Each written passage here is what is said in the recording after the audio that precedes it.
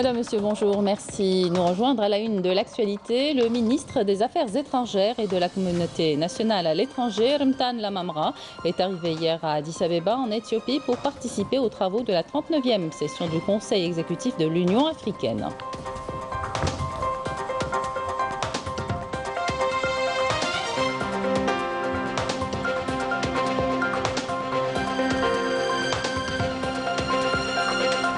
Rentrée professionnelle, coup d'envoi officiel ce matin depuis Timimoun par le ministre de la Formation et de l'Enseignement professionnel. Plus de 650 stagiaires sont concernés.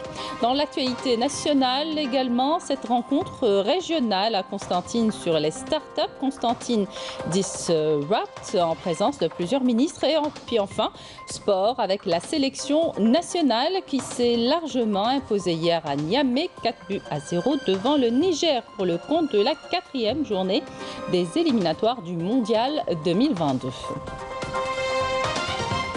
Bienvenue à tous. Le ministre des Affaires étrangères et de la communauté nationale à l'étranger, Ramtan Lamamra, est arrivé hier à Addis Abeba, en Éthiopie, accompagné d'une importante délégation pour participer aux travaux de la 39e session du Conseil exécutif de l'Union africaine qui réunit les ministres des Affaires étrangères de tous les pays membres. Le Conseil devra aborder au cours de cette session un ensemble de dossiers liés à la mise en œuvre de l'agenda 2063 et aux perspectives de renforcement de la coopération entre les pays du continent en matière de lutte contre la pandémie du coronavirus. Il abordera aussi des sujets liés à l'action africaine commune et évoquera les moyens de permettre aux institutions continentales telles que le Parlement africain de bien mener les missions qui leur sont confiées. Il est également prévu de finaliser la mise en place de la commission de l'UA par l'élection de 2 commissaires, de définir les thèmes principaux du prochain sommet ainsi que d'approuver le budget de l'organisation pour l'exercice 2022. En marge des travaux du Conseil exécutif, Lamamra s'entretiendra avec les hautes autorités du pays hôte et ses homologues africains ainsi qu'avec plusieurs responsables de la commission de l'UA et avec divers organes et institutions continentales. Et justement, le ministre des Affaires étrangères et de la communauté nationale à l'étranger, Ramtan Lamamra, a eu des entretiens à Addis Abeba avec le président de la commission de l'Union africaine, Moussa Faki Mahamat.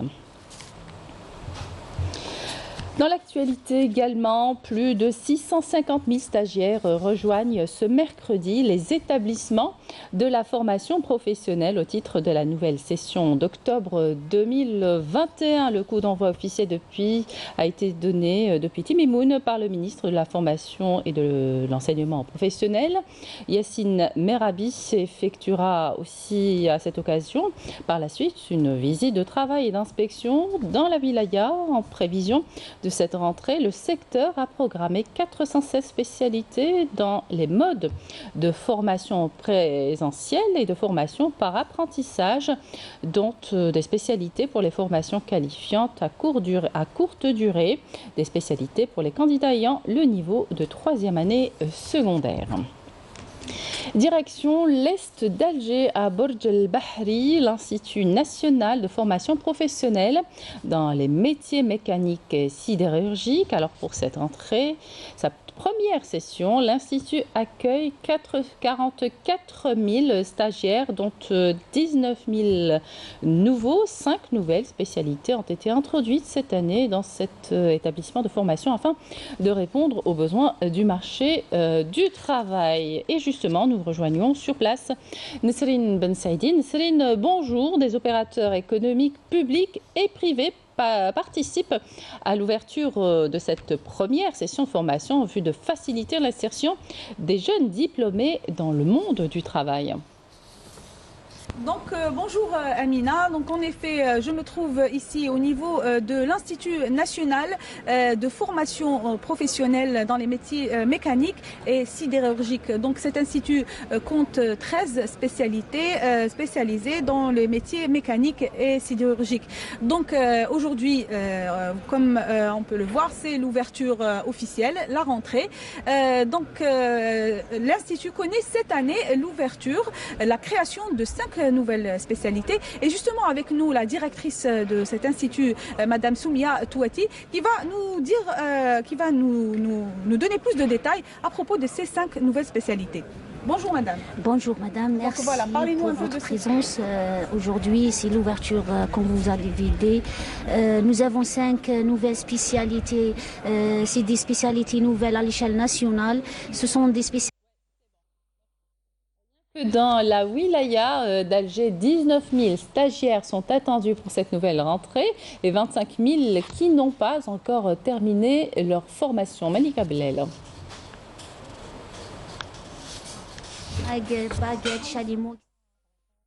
Spécialités et formations sont proposées aux stagiaires.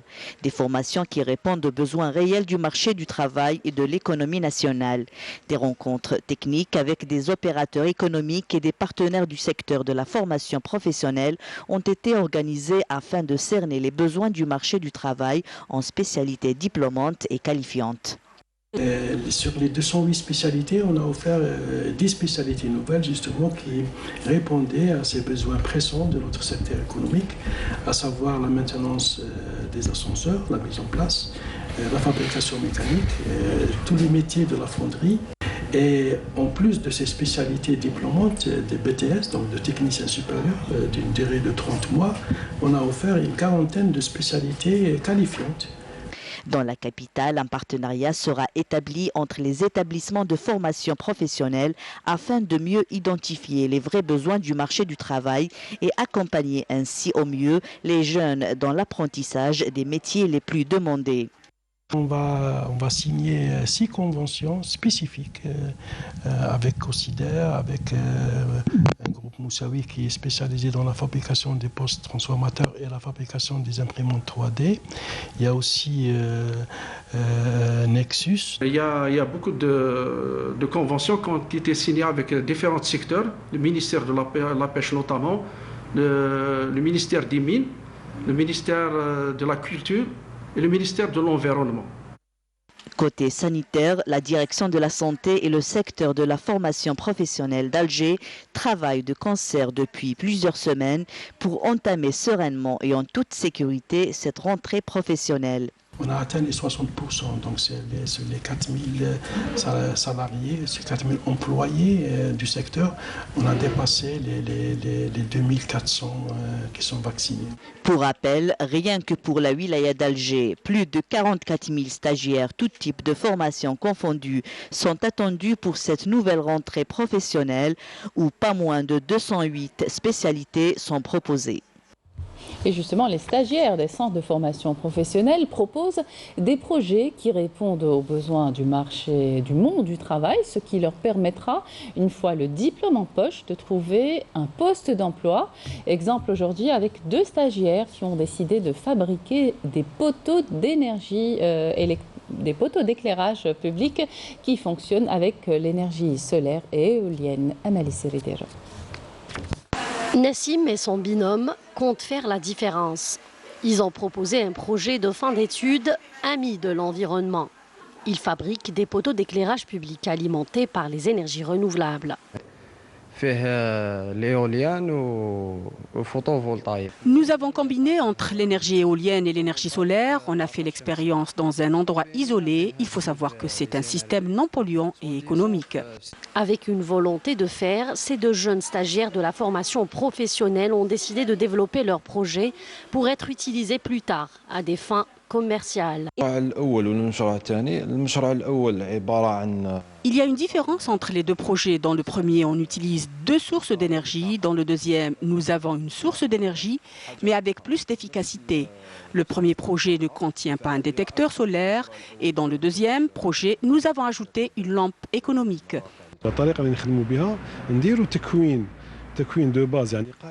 Les stagiaires suivent d'abord une formation de base, ensuite chacun suit une spécialité dans le domaine qu'il choisit, chose qui s'établit bien sûr selon les demandes des entreprises. L'accompagnement et le soutien de ces jeunes porteurs de projets devient la priorité du gouvernement, ce qui permettra de contribuer au développement de l'économie nationale.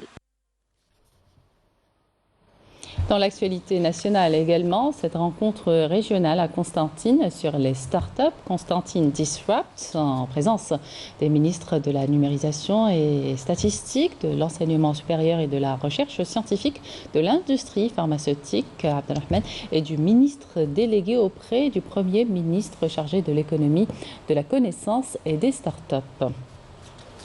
Et sur place, nous avons notre collègue Smaïl Belkaidia. Smaïl, bonjour. Alors, de quoi s'agit-il exactement ?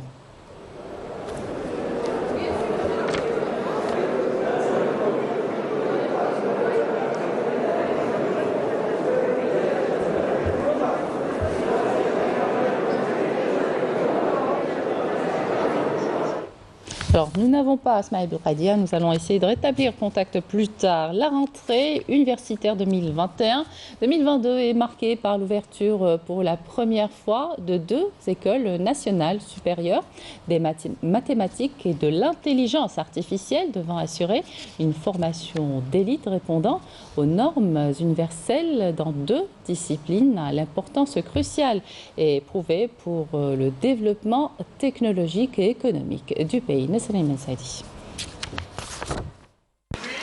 Voici la première promotion de l'École nationale supérieure des mathématiques et l'École nationale de l'intelligence artificielle. D'une capacité d'accueil de 200 étudiants chacune, ce technopole sera un instrument essentiel pour la formation d'élite capable de fournir une plus-value à l'économie nationale. J'ai été acceptée à l'école supérieure de l'intelligence artificielle avec une moyenne de 17,97 au baccalauréat. Nous avons été très bien accueillis. Nous avons été très bien accueillis. Cette école est vraiment comme je l'avais imaginé. L'ouverture de ces 2 grandes écoles a été marquée par plusieurs débats et conférences sur les mathématiques et l'intelligence artificielle, ainsi que par des expositions sur les dernières créations intelligentes. Nous visons à créer des relations de partenariat avec plusieurs opérateurs économiques depuis la première année pour que l'étudiant soit en contact permanent avec le développement technologique et économique du pays. Nous avons pu décrocher plusieurs relations de partenariat aujourd'hui. Nous avons accepté 200 étudiants au sein de l'École nationale de l'intelligence artificielle, bien sûr, qui ont obtenu des moyennes excellentes au baccalauréat. Nous allons former une élite à travers cette formation. Un accompagnement étranger ambitionne aussi de faire de ces 2 écoles des pôles d'excellence de classe mondiale avec un enseignement qui répond aux normes et aux standards internationaux. Notre objectif est celui de former un groupe de chercheurs dirigé par l'université Notre-Dame qui se trouve à Indiana. Le but à travers ce projet est de former un réseau de chercheurs à l'intérieur et à l'extérieur de l'Algérie. Le président de la République, Abdelmadjid Tebboune, avait mis l'accent sur l'impératif de trouver les mécanismes juridiques pour encadrer les diplômés de ces écoles et lutter contre le phénomène de fuite des cerveaux et de conduire l'Algérie vers une formation poussée dans le domaine des sciences. On repart à Constantine rejoindre Smaïl Belkaidia. Smaïl, bonjour. Alors, rencontre régionale à Constantine sur les startups. Constantine Disrupt, de quoi il s'agit exactement ? Alors, il faut savoir, Amina, que cette rencontre est d'abord régionale puisque elle regroupe pas moins de 10 wilayas avec la présence des responsables des 10 wilayas, mais aussi il y a quand même 5 ministres qui sont là présents à cette rencontre qui vient dans la succession de celle d'Oran, de Gherdaïa et puis de Constantine. Alors, bien sûr, le but est de réunir ces startups avec une participation quand même assez massive, plus de 2000 participants entre congressistes et plus bien sûr participants avec des stands.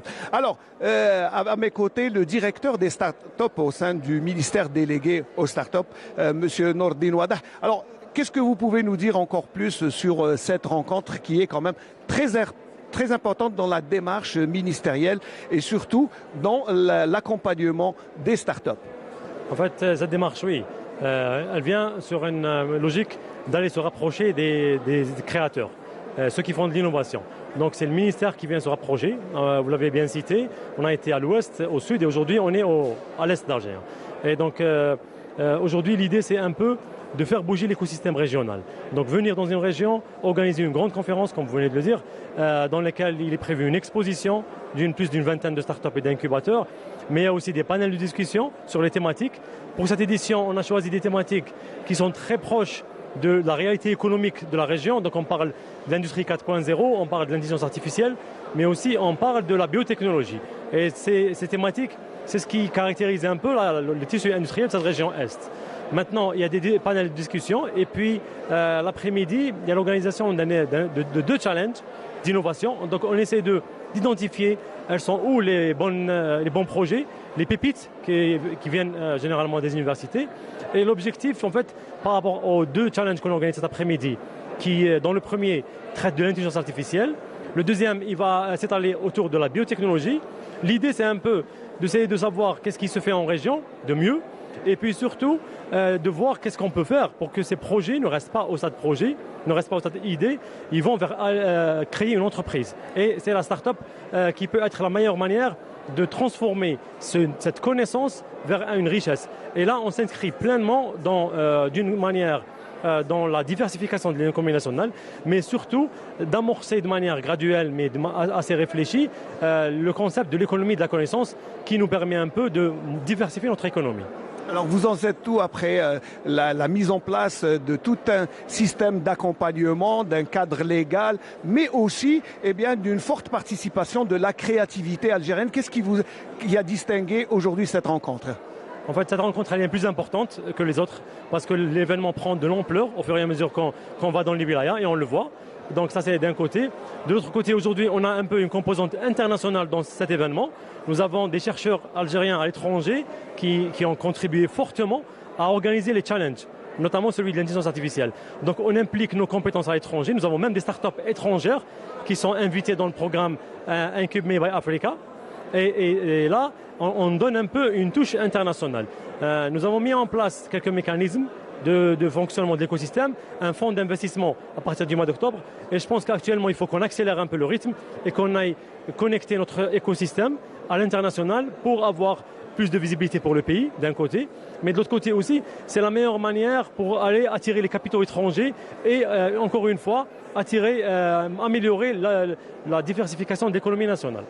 C'est beaucoup d'arguments pour un satisfecit qui déjà se dégage de cette rencontre. Eh bien, j'espère, Amina, que dans les prochaines éditions, nous aurons beaucoup plus d'informations sur le déroulement de cette rencontre qui, je vous le rappelle, est régionale avec une forte délégation du gouvernement, mais aussi de tous les OLI de l'Est du pays. Merci Ismaël, merci à vous et à votre invité pour tous ces détails. Et bien sûr, on y reviendra plus en détail dans nos prochaines éditions. Le Fonds monétaire international augmente à 3,4% sa prévision de croissance pour l'Algérie en 2021 contre 2,9% anticipé en avril dernier dans la nouvelle édition de son rapport semestriel sur les perspectives économiques mondiales. Le fonds prévoit une croissance du PIB réel en Algérie de 1,9% en 2022.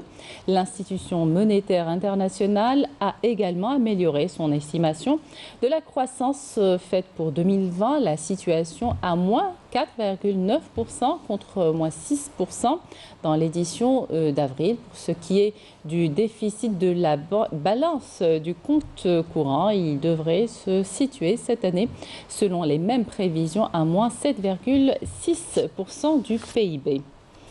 L'unité du peuple sahraoui a mis en échec les complots coloniaux pour anéantir l'existence sahraoui, a souligné au camp des réfugiés sahraouis de Dakhla le président sahraoui, secrétaire général du Front Polisario Brahim Ghali à l'occasion de la célébration du 46e anniversaire de l'unité nationale sahraoui. Pour Ghali, l'unité nationale sahraoui constitue la cible permanente des politiques et velléités de l'ennemi, avant de souligner que la réponse du peuple sahraoui sera ferme face à toutes les machinations. Le président sahraoui a ajouté dans ce contexte qu'il appartient de garder à l'esprit la poursuite du combat, y compris la lutte armée, et d'ajouter la guerre est déclenchée sur le terrain et qu'il n'est plus possible d'éviter ces risques et retomber sur la région au cas où l'ONU continue de gérer la crise au lieu de la solutionner. Le SG du Front Polisario a rappelé en outre que toute action ou transaction de pays et sociétés européennes avec le royaume marocain impliquant des territoires sahraouis occupés est un acte illégal, un vol et un pillage des richesses d'un peuple opprimé et sans défense.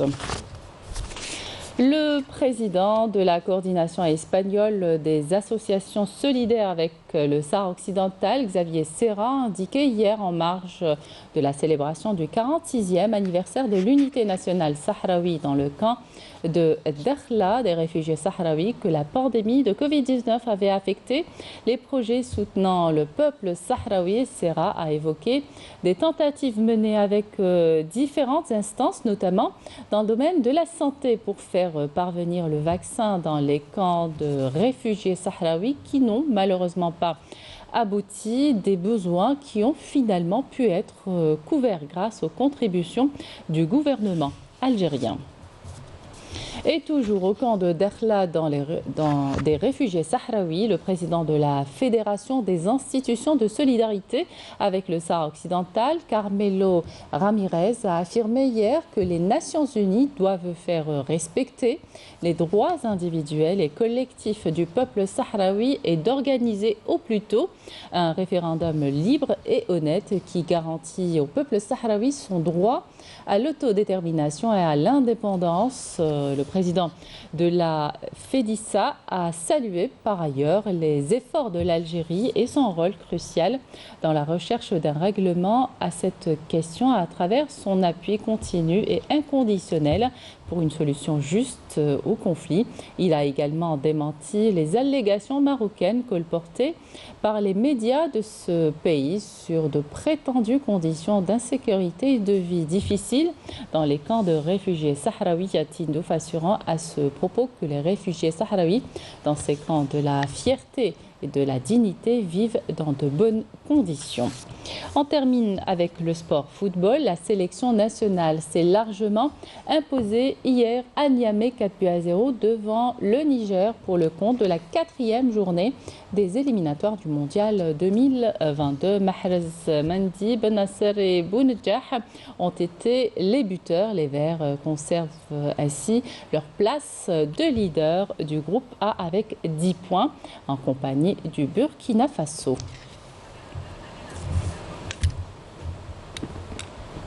Voilà, c'était la dernière information de cette édition. Merci de votre attention. Tout de suite, les prévisions météo avec Amel Laribi. Excellente suite de programme sur Canal Algérie.